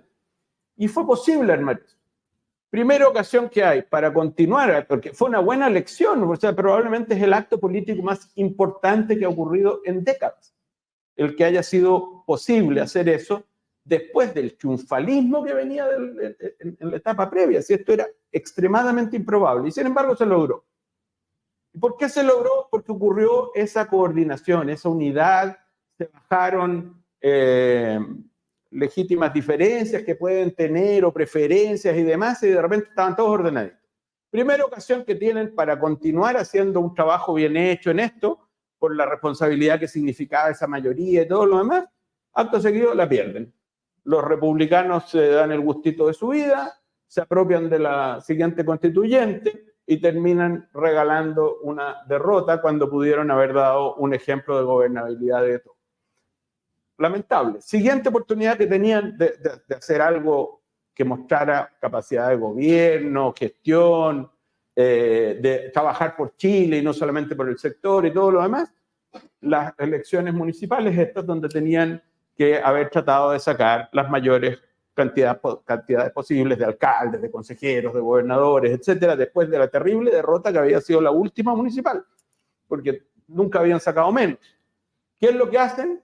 Se dividen como enanos y tenemos, qué sé yo, en Valdivia creo que hay como 5 candidatos de derecha que probablemente le van a regalar la alcaldía al otro lado y así por todo Chile porque no fue capaz la derecha de organizarse, no hubo liderazgo, etcétera. Entonces, una mínima cosa que uno debería aprender de todo este proceso es que cuando lo hicieron bien fue cuando trabajaron juntos.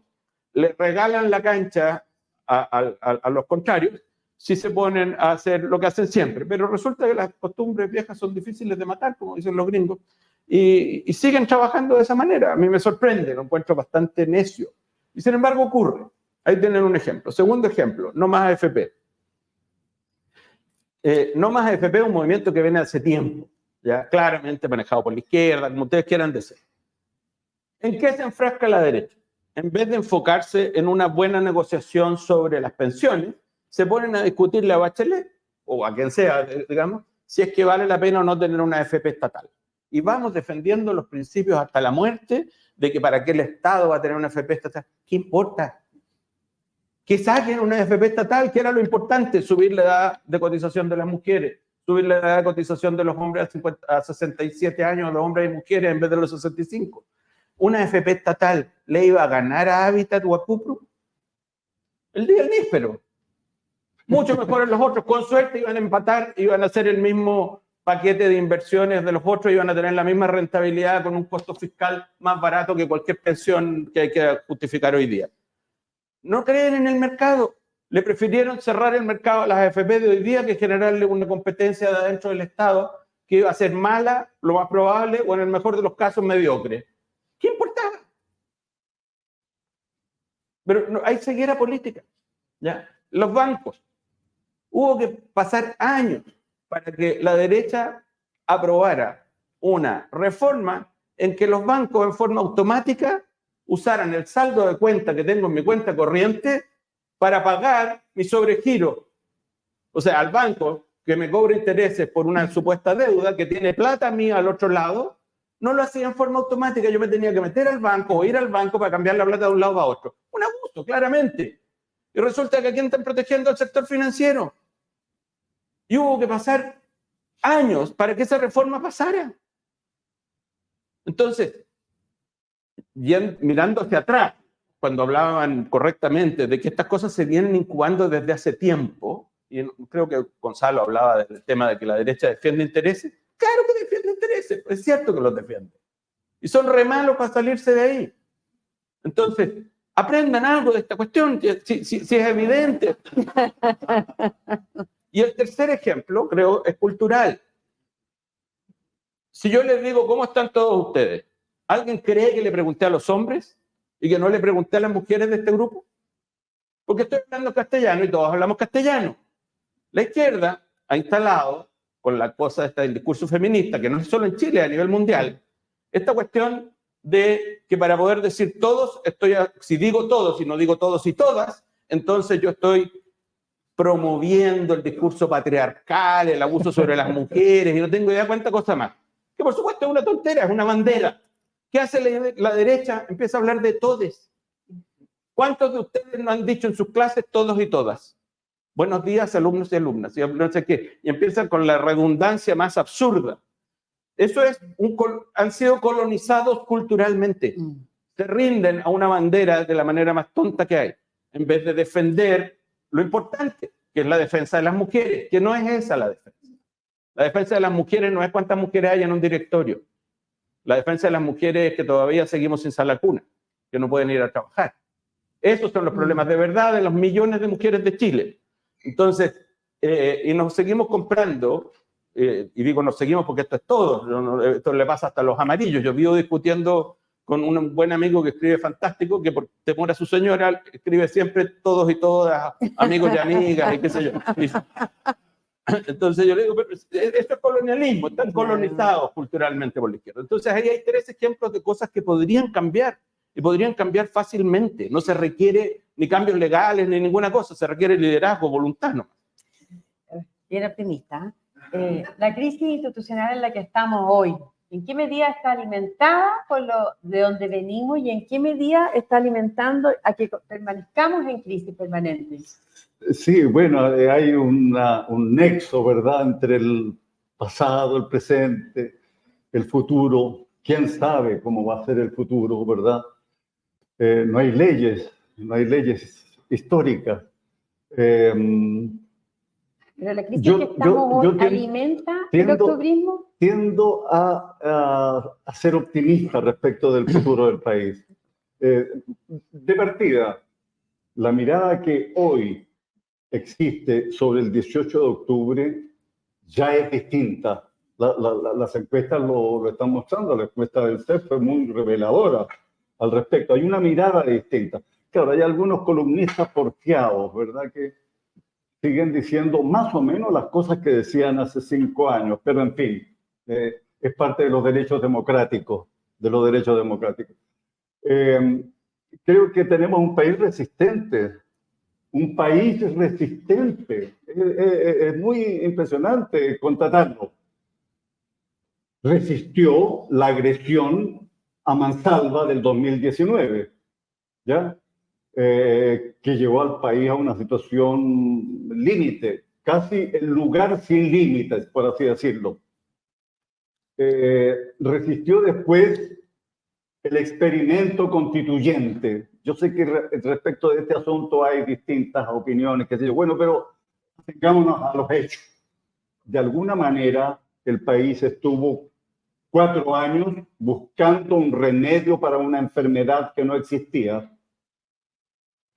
Era una manera de intentar, claro, pacificar el país, y lo necesitábamos, naturalmente.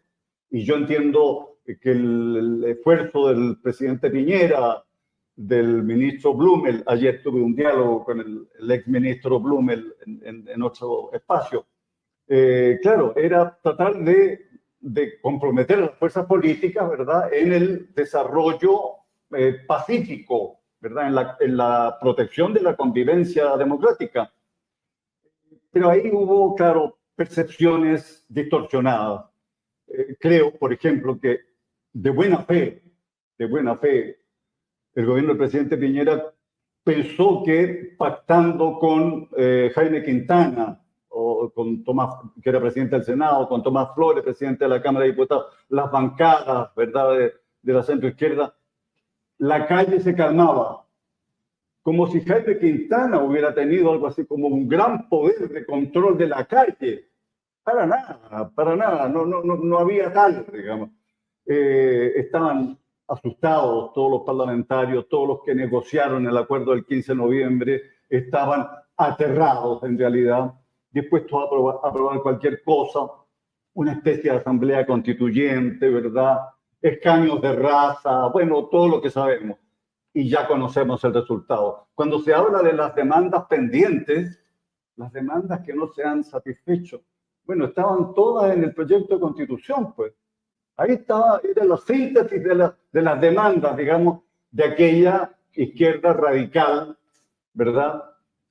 Que a todo esto es muy antigua, esa izquierda universitaria nueva, digamos, creo que responde a coordenadas ideológicas bastante antiguas. Es el neoestatismo, de alguna manera, la desconfianza respecto de las iniciativas que surgen de la sociedad civil, desconfiados de la libertad, al final de cuentas, desconfiados de la libertad.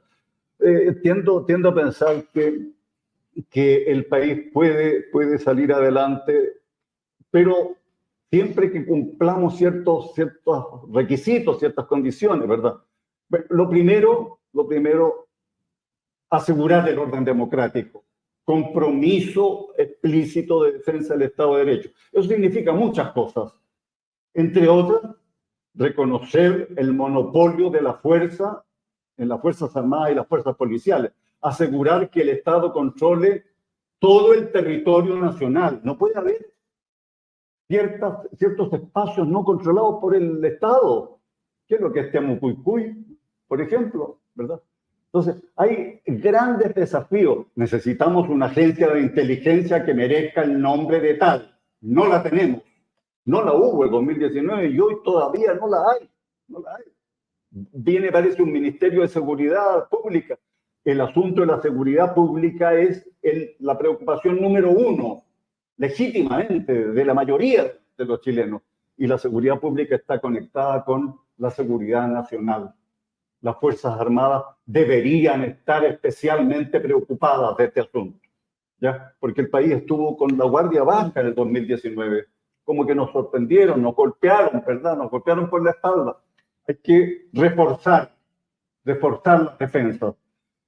Hay muchas tareas pendientes. Creo que es bueno considerar los cambios políticos que pueden venir.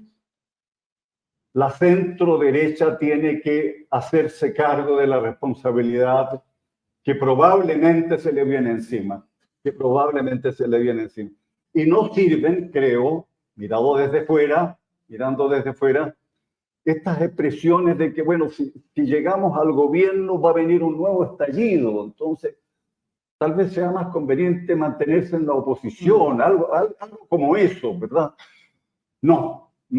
Si ese criterio predomina, ¿verdad?, en los partidos de la centro derecha, mejor que se dediquen a otra cosa, pues. La agricultura.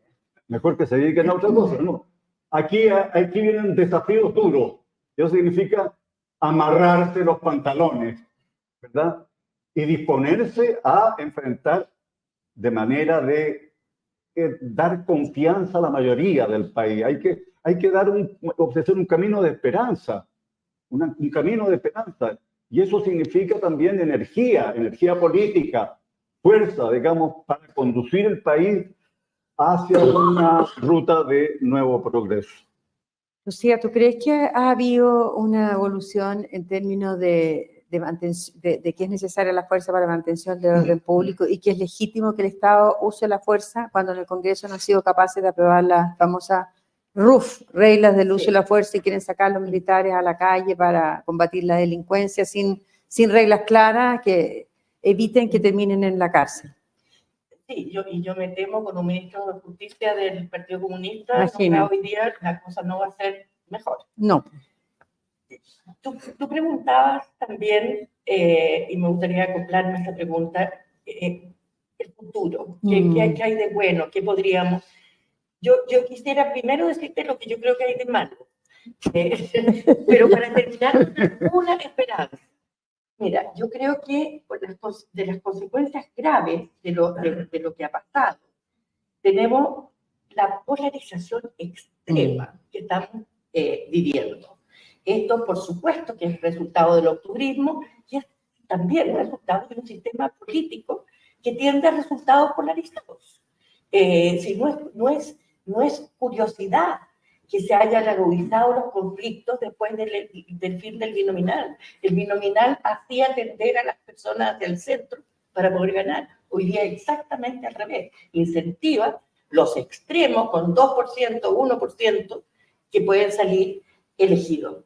Entonces yo creo que es muy negativa esa polarización porque la democracia no funciona realmente en este clima. Y eso no va a cambiar. Por lo menos en el corto plazo, eso no cambia. En el corto plazo no, para nada. La animosidad cívica, la división del país en guetos que no se comunican para nada. Eso no pasó. La transición fue posible porque los guetos se acercaron, porque pudimos hablar unos con otros. Pero aquí yo no conozco a nadie del Frente Amplio.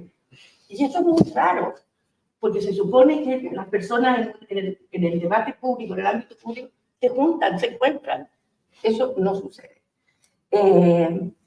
Bueno, pero, y además nos permanecen aquellas cosas que yo creo que fueron las causas del malestar y que el malestar alimentó la violencia, que es una situación económica que no tiene visos de mejorar, aunque el presidente Boric diga que yo soy agorera, pero no hay índices objetivos que nos permitan a nosotros estar animosos.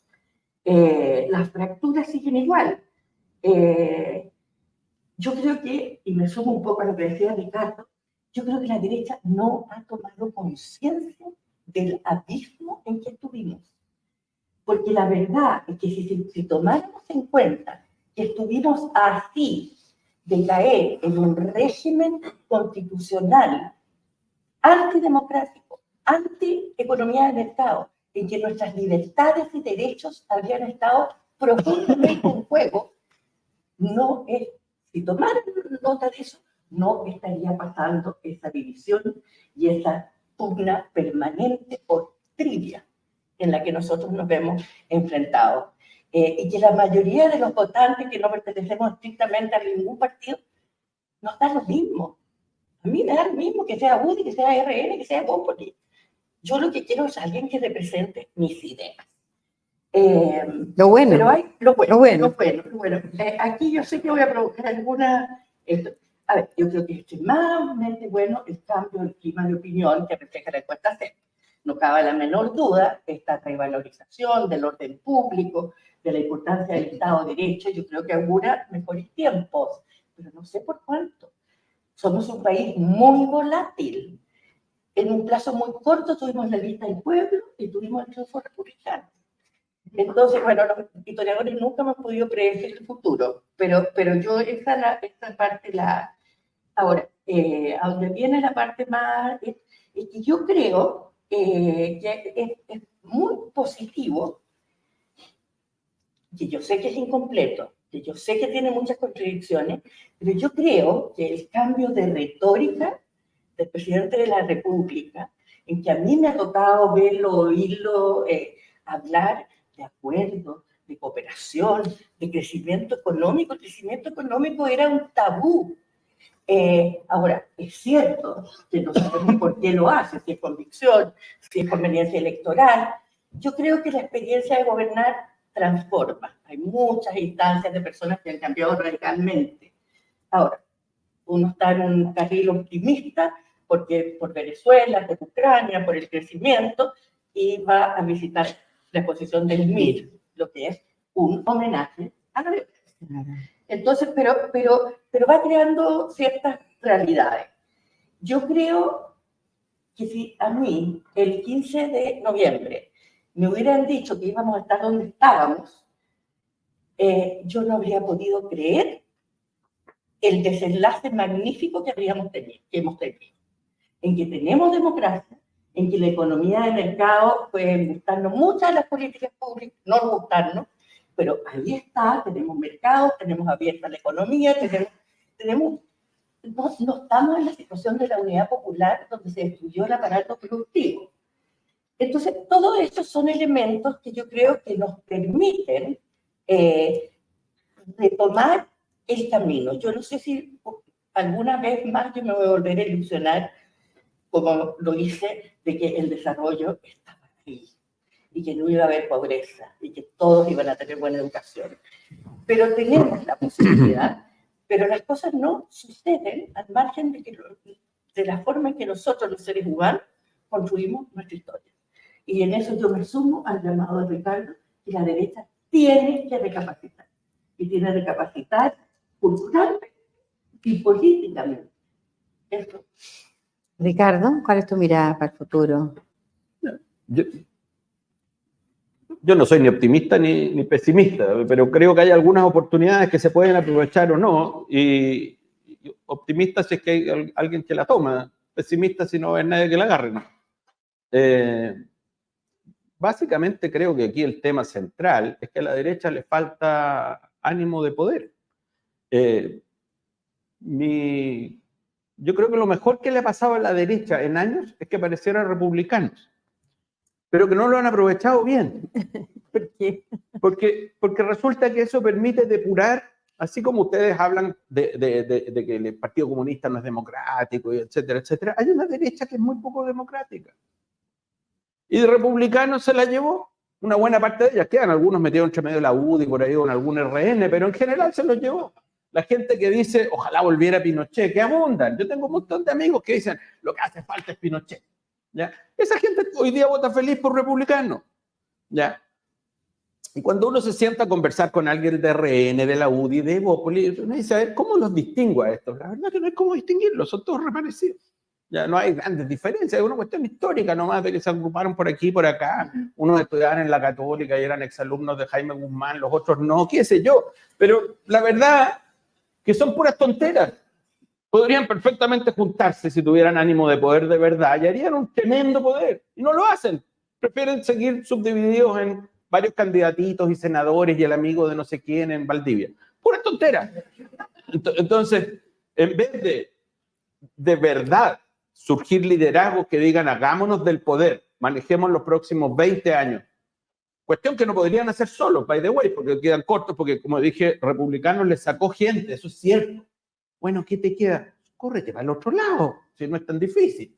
O sea, júntate con el grupo de gente del mismo modo que al otro lado, los que venimos del sector más de lo que era la concertación, que no queremos estar con el Partido Comunista ni con el Frente Amplio. Los comunistas y el Frente Amplio son los republicanos de este lado. Lo lógico es que todo este otro grupo haga algo junto. Es mucho más fácil. En lugar de eso, siguen jugando con los republicanos. Los republicanos, el día que, no sé, si hay una segunda vuelta o lo que sea, y supongamos Matei es la candidata, o no sé, Rodrigo Galilea que andaba por acá, obviamente van a votar por él, no van a ir a votar por la Carola Toa, es un dato. Entonces, yo los consideraría que están adentro, sí o sí, chao. Pero en lugar de eso, viven jugando con ellos. Es como sin sentido. Prefieren tratar de lograr cosas con los republicanos en vez de ponerse de acuerdo con la UDI y con Evópolis. No, es una cuestión absurda, mirado desde afuera. Uno los mira y dice, estos son tontos. Si tienen el poder ahí a la mano, podrían ser fácilmente, porque no tienen grandes diferencias. Podrían sacarlo más diputados, más senadores y todo. Podrían aumentar su poder en vez de disminuirlo. Y resulta que en vez de juntarse para lograrlo, lo pican en pedacitos. Pero hay un tema de falta de liderazgos también. Esto es lo que estoy diciendo. Sí. Les falta liderazgo de poder, no lo tienen. Es impresionante. Uno los mira desde afuera y dice, estos están locos.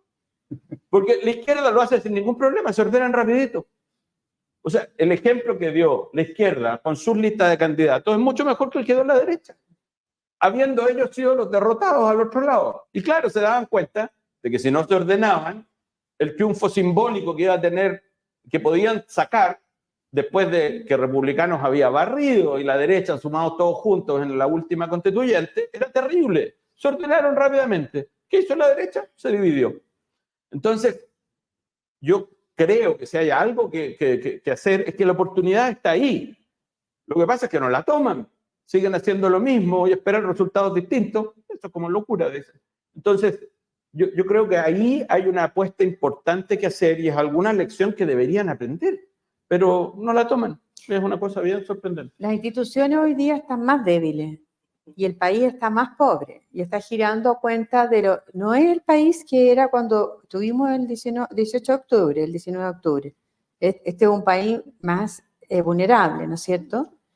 Entonces, si esta es una vaca que está flaca, y el futuro, ¿cómo eso nos afecta hacia lo que viene? Porque no es lo mismo, no hemos superado el tema de la violencia, ha envejecido mal el 18 de octubre, pero no hemos superado el tema de la violencia. Pilar, yo creo que ahí el tema más importante es ser honestos y educar. O sea, lo que decía Max en el panel anterior, hay que ser honestos, dejen de hablar tonteras, díganle a la gente de verdad qué es lo que está pasando. Si la gente no es tonta, pero le mienten, las campañas son puras mentiras. En vez de contar de verdad qué es lo responsable, qué es lo que se puede hacer, que en 4 años no se pueden lograr todas las cosas habidas y por haber. A la gente lo siguen considerando como que la gente fuera estúpida. Y entonces van y proponen una cantidad de cuestiones que son unas listas navideñas absurdas, y en vez de contar de verdad qué es lo que hay. Entonces la gente, como la lista navideña no se concreta, desconfía, obvio, si les cuentan puras mentiras. ¿Puedo decir algo para rescatar en algo a la derecha dentro de tu análisis?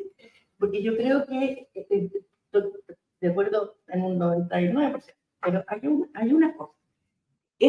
Tú dices, aquí lo que hay que hacer, ¿no es cierto?, dejar a los republicanos para un lado, a los comunistas para el otro, y hacer que yo creo que es la solución eventual, porque en este país se ha probado todo, menos un gobierno de centro-derecha. Eso no ha estado dentro de nuestra experiencia. Pero hay una cosa, este proceso que ha acercado a la creación de un amarillos, demócratas, renovación, etcétera, es un proceso bastante incompleto. Porque tenemos ahora, por ejemplo, en esta elección, que gran parte de amarillos va a votar, obviamente, por Claudio Rego. Pero Claudio Rego fue la voz cantante a favor del proceso constituyente derrotado. Fue quien vota por la Gracia Cáceres del Partido Comunista, quien no tiene ningún problema con el Partido Comunista. Entonces, este proceso incompleto hace bien difícil que se produzca esta separación real de la derecha del sector republicano, con el cual yo no comparto, precisamente por la vocación democrática total, pero con la cual tienen muchos puntos en común. Sí. Yo creo que hay que tratar de profundizar ese realineamiento que se produjo el 4 de septiembre. Yo estoy de acuerdo contigo en eso, pero creo que hay que ver cuáles son los bueyes y cuál es la carreta. Aquí el grupo que tiene más posibilidades de generar una masa crítica, digamos, que atraiga, es el grupo de 3 partidos de derecha más fuertes que hay, pues si los otros son enanos. O sea, somos. Yo estoy en amarillo. Pero yo creo, voy más allá de eso. O sea, yo digo, Natalia Bergentil, del PPD, presidenta del PPD. Yo he conversado con ella algunas veces. Y uno conversa con ella sobre sus posiciones en temas de política económica y demás. No veo una gran diferencia en conversar con ella que conversar con Rodrigo Villa. Por eso la sacaron. Entonces, y a lo mejor ella se va a sentir ofendida por la comparación, pero la verdad que son temas de sentido común, obvio. Si uno dice, ¿cuál es el problema de las pensiones? Uno lo puede conversar y se pone de acuerdo. Rodrigo se sintió ofendido. Entonces, uno puede conversar y yo creo que hay más cercanía probablemente respecto de qué hacer entre Paulina Bodanovich y alguien de Renovación Nacional o de Bópoli, que la que hay y convencimiento respecto de lo que hay que hacer entre Paulina Bodanovich y alguien del PC, respecto, por ejemplo, de qué hacer con la educación pública para mejorar la calidad. Entonces, yo no le tendría miedo a eso. Lo que pasa es que seguimos hablando, y en eso discrepo contigo, en las categorías de izquierda y derecha. Yo creo que hoy día la categoría que hay que instalar es la categoría de la gente que cree en la democracia y en el progreso y los que no. Me parece que es eso más. ¿Y la economía mercado? Sí, por eso es que eso va de la mano con el progreso. Eso es lo que estoy diciendo, porque sin eso no funciona. Pero hay que creer de verdad. Resulta que cuando aparecen los escándalos estos de cada cierto tiempo de conducta monopólica, la derecha se queda bien calladita, pues no es que salgan a hacer gárgaras de que cómo es posible que el papel confort, que los pollos o ahora los casinos, se quedan todos calladitos. Entonces creen re poco en el mercado cuando de verdad hay que defenderlo. Entonces, esto es lo que siento mirado de afuera, uno no los ve con entusiasmo, o sea, que ¿cómo es posible que hayan estafado con el papel confort? No, calladito. Entonces, el convencimiento tiene que ser un poquito más fuerte. Bueno, parece que hemos llegado a término. Muchas gracias por su presencia, muchas gracias a los panelistas y esperar que el futuro sea mejor. Ojalá.